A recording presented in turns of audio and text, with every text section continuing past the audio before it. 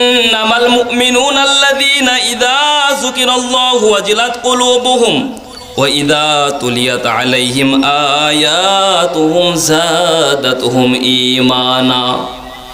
দুই নাম্বার, যখন মুমিনের সামনে আল্লাহর কালামুল্লাহ থেকে তেলাওয়াত করা হয়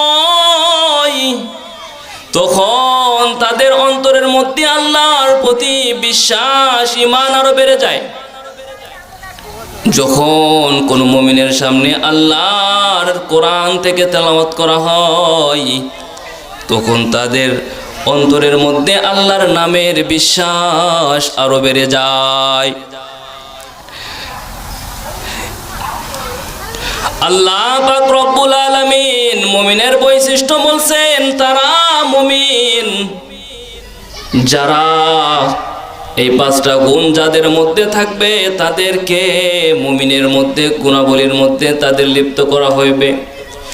আল্লাহর নাম মুমিনের মধ্যে যখন মুমিনের গুণ, যখন আল্লাহর বান্দাদের সামনে আল্লাহর নাম জপা হইবে তখন তাদের অন্তরের মধ্যে আল্লাহর ভয় তখন চলে আসবে।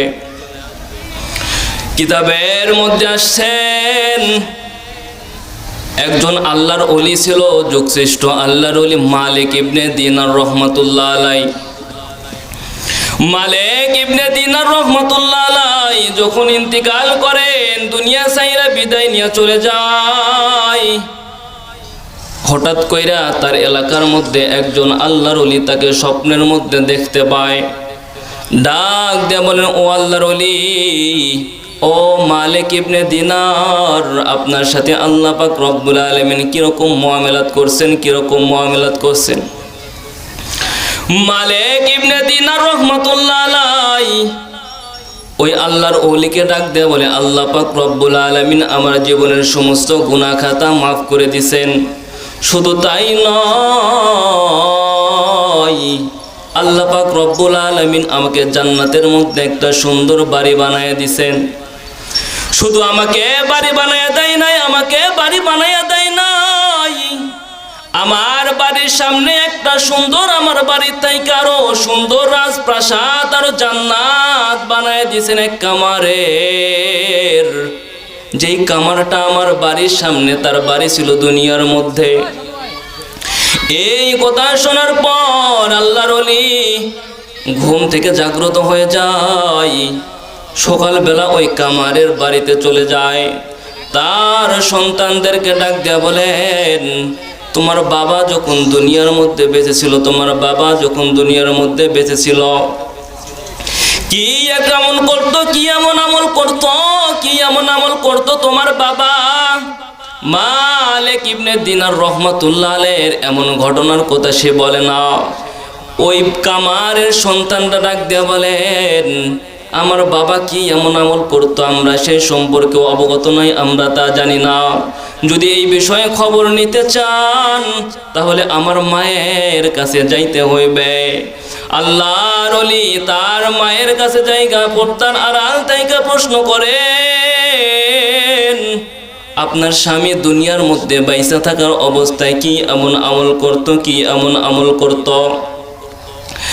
মালিক ইবনে দিনার রহমাতুল্লাহ আলাইহির এমন স্বপ্নের ঘটনা শুই না, স্বপ্নের কথা শুই না, যখন আল্লাহর ওলি তার স্ত্রীর কাছে এমন ভাবে উপস্থাপন করেন, আল্লাহর বান্দি ডাক দেয় বলে, আমার স্বামী তেমন কোনো আমল করতো না, আমার স্বামী তেমন কোনো আমল করতো না। আমার স্বামী ছিল কামার, আমার স্বামী দা বটি ছুরি কোদাল ইত্যাদি বানাইতো, লোহা পিটাইতো হাতুড়ি দিয়ে। আমার স্বামীর দুইটা গুণ ছিল, দুইটা গুণ ছিল।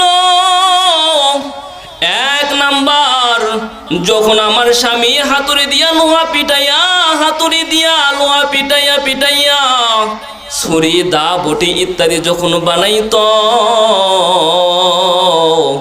এমন সময় যদি মসজিদের মধ্যে আজান হইতো, মসজিদের মধ্যে যদি আল্লাহু আকবারের ধ্বনি আসতো, তার কানে পৌঁছার সঙ্গে সঙ্গে আমার স্বামী ওই হাতুড়িটা সামনের দিকে অগ্রসর করতো না, আল্লাহর ওলিকে যখন এইভাবে বলেন, তার স্ত্রী বলেন, যখন আজান দিত আমার স্বামী ওই হাতুড়িটা সামনের দিকে আর অগ্রসর করতো না, লোহার উপরে একটা বাড়িও মারতো না, লোহার উপরে একটা পেটনও মারতো না, সঙ্গে সঙ্গে সে নামাজের জন্য প্রস্তুতি নিত। আল্লাহর নাম শোনার সঙ্গে সঙ্গে কামানের অন্তরের মধ্যে কম্পন সৃষ্টি হয়ে যায়। তোরে আল্লাহর গোলাম, ও দুনিয়ার মুসলমান, মসজিদের মধ্যে যখন মুয়াজ্জিন ডাক দেওয়া হয়, মুয়াজ্জিন